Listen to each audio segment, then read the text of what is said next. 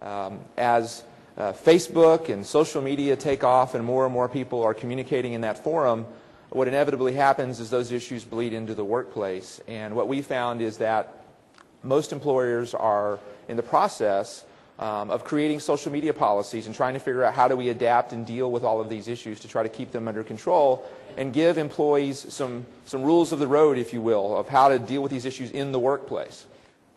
And the big decision that most employers have had to make in the last, say, year or two is, what is your philosophy going to be with respect to social media? And these are the things that we're going to talk about today in terms of, again, philosophy in drafting a social media policy. What is your approach going to be? The last category is what we call the ostrich approach. And this, to me, is the most dangerous. This is the company that says, we don't need a social media policy, we don't care, that doesn't affect us. I would say that's probably the wrong approach, because your employees are going to be on social media whether you have a policy or not. Your people are going to be Facebook friends whether you have a policy or not. They're going to be talking and texting and doing all these things, tweeting each other. And so if you don't give them any guidance whatsoever, then people are going to be left to all their crazy things that they want to do. And when you go try to discipline them, they're going to say, well, you didn't tell me I couldn't do that. I get that call all the time where they say, you're not going to believe what my employee did or put on Facebook about the company or said about their coworker. And I'm going to say, well, do you have a policy that tells them they can't do that?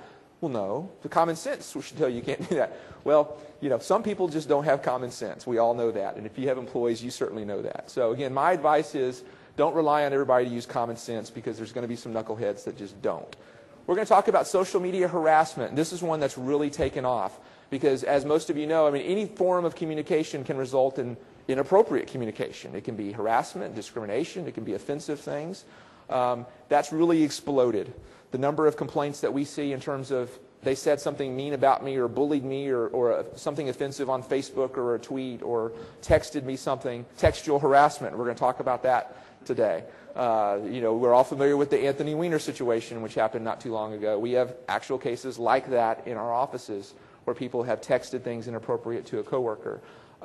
We need to figure out a way to get a handle on these things as employers so that people don't do them in the workplace. Facebook friending, very perilous, very perilous. We'll talk about that. I read in the paper the other day that a lot of school districts now are actually handing down mandates to teachers that they cannot be Facebook friends with students. And we're just now evolving into trying to figure out the rules of the road for Facebook friending because of the potential for inappropriate relationships, inappropriate communication. We're going to talk about, should a supervisor be friends with their employees? Talk about these things. False advertising. We're going to talk about that. Can your employees just go out and say anything they want about your company on the internet? Do you have any liability there? Should you tell them anything not to do or how to do that? Protection of trade secrets online.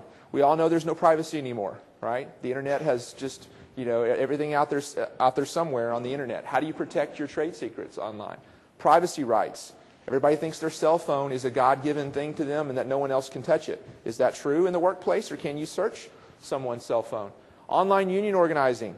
That's where the action's at. If you're going to be organized by a union, the odds are very high that they're going to try to do it through social media, at least as one of their tactics. Wage and hour issues. Blogging, people maintaining your sites. If they're doing it at home, are they being paid properly for that? Facebook phishing the digital applicant. What that means is when you hire somebody, can you Google them? Can you go out and try to find things about them on the internet? Is that lawful? Should you have a policy on that? And then the last two are going to be restrictions on social media. What kind of policy should you have about cell phones and playing on the social media things at work? Should you even try to do that? What are your options there? And then lifestyle discrimination. Texas doesn't have a law that says you can't discriminate against people for things that they do off work, but some states do. So you need to know about some state laws in this area. So that's our agenda for